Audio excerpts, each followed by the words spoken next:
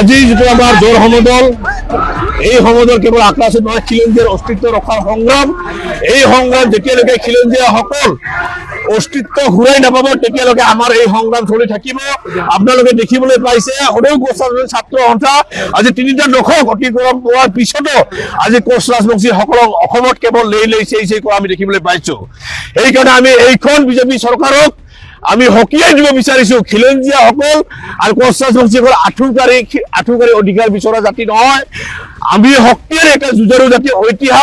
ইতিহাস থকা এটা জাতি এই জাতিক যদি কোনো প্ৰতাৰণা কৰিব বিচাৰে ২৬ৰ আগত কোচৰাজবংশীসকলক যদি জনজাতিকৰণ কৰা নহয় তেতিয়াহ'লে আমাৰ যি ক্ষোভ প্ৰত্যেকটো প্ৰান্তে প্ৰান্তে যি ক্ষোভ দেখা পাইছে এই খবৰ উদ্গীৰণ আমি ভোটৰ জৰিয়তে কনভাৰ্ট কৰা হ'ব আৰু এইখন চৰকাৰক দলিয়াই দিয়াত আমাৰ সময় নালাগিব সেইকাৰণে এটা কথাই কৈছো কি খিলঞ্জীয়া ভূমিপুত্ৰ কোচৰাজবংশীসকলক আজি প্ৰত্যেকটো ক্ষেত্ৰত আমাক আগ্ৰাসনৰ বলি হৈছো আৰু আমাক আজি ঘৰত আহি গুলিয়াই মাৰাৰ দৰে পৰিৱেশ এটা সৃষ্টি হৈছে চৰকাৰৰ ভুল নীতিৰ কাৰণে সেইকাৰণে চৰকাৰক আহ্বান কৰিছো সঁচা অৰ্থত যদি আপোনালোকে খিলঞ্জীয়া ভূমিপুত্ৰসকলক ভাল পায় হিন্দুত্বসকলক যদি ভাল পায় তেতিয়াহ'লে কোচৰাজবংশীসকল প্ৰত্যেকটো ক্ষেত্ৰতে পৰে কোচৰাজবংশীসকলক প্ৰথমতে সুৰক্ষা প্ৰদান কৰাৰ ব্যৱস্থা কৰক নহ'লে আমি বিভিন্ন প্ৰান্তৰ কোচৰাজবংশীসকল এই ধৰণৰ জোৰ সমদল কাৰ্যসূচী কৰিছো অন্যান্য কাৰ্যসূচী চলি আছে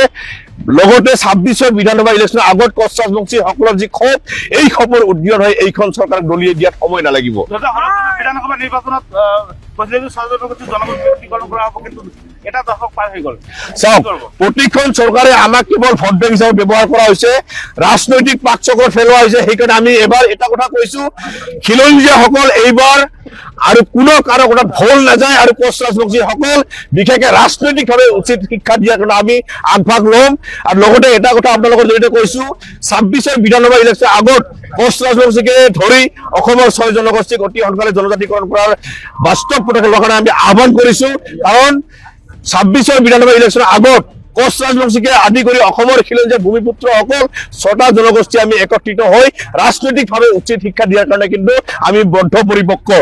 আৰু যদি চৰকাৰে যদি আমাক কেৱল ৰাজনৈতিক বৈতৰণি পাৰ কৰাৰ ক্ষেত্ৰত যদি কোচৰাজবংশীসকলক কেৱল ব্যৱহাৰ কৰিব বিচাৰে এইখন চৰকাৰক আমি কৈছো আপোনালোকৰ যি পলিচি সেই পলিচি বাদ দি সঁচা অৰ্থত যদি খিলঞ্জীয়া ভূমিপুত্ৰসকলক মানে ভাল পায় তেতিয়াহ'লে বাস্তৱসন্মত ৰূপ দিয়াৰ আপোনালোকে ব্যৱস্থা কৰক আজি খিলঞ্জীয়া ভূমিপুত্ৰসকলৰ বাৰে বাৰে কথা কয় কোৱাৰ পিছত আজি খিলঞ্জীয়াসকল আজি এই অঞ্চলত আজি ধুবুৰী জিলাৰ কোচৰাজবংশীসকলৰ অৱস্থা কি হৈছে আপোনালোকে এই অঞ্চলত আহি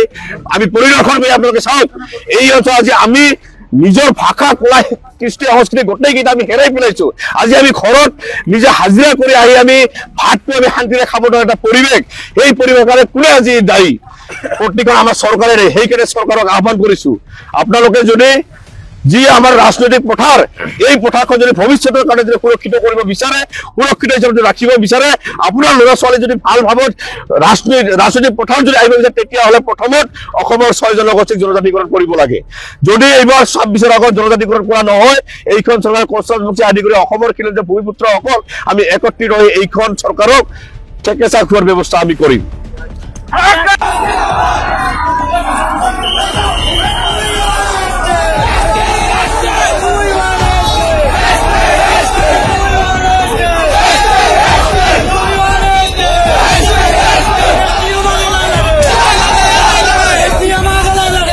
আজি আমাৰ আকাশী উদ্যোগত আৰু ধুবুৰী পশ্চিম জিলা কমিটিৰ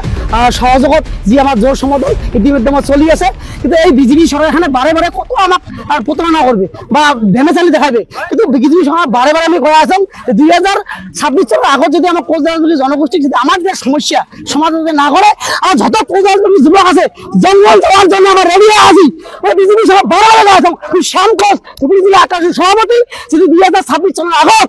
যদি এই সৰকাৰখানে আমাৰ সমস্যাৰ সমাধান না কৰে হাজাৰ হাজাৰ যুবক জঙ্গল যাওয়াৰ জন্য আমাৰ ৰেডি আছে